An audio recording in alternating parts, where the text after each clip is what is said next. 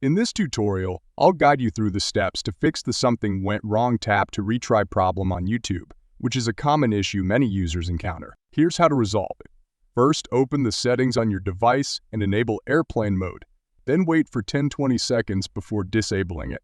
If you're connected to a Wi-Fi network, access the Wi-Fi settings, tap on the network you're connected to, and select Forget this network. Afterward, reconnect to the same or a different Wi-Fi network with a faster connection. If you're using mobile data, ensure that 4G is enabled in the mobile data options. If the connection remains slow, consider switching to Wi-Fi. Additionally, make sure that the low data mode is disabled. If the issue persists, check for updates for the YouTube app in the App Store to ensure you have the latest version. If none of these steps resolve the problem, ensure you're not connected to any VPN, as they can sometimes cause slowdowns. Finally, if the problem persists, reset your device's network settings and try accessing YouTube via a web browser.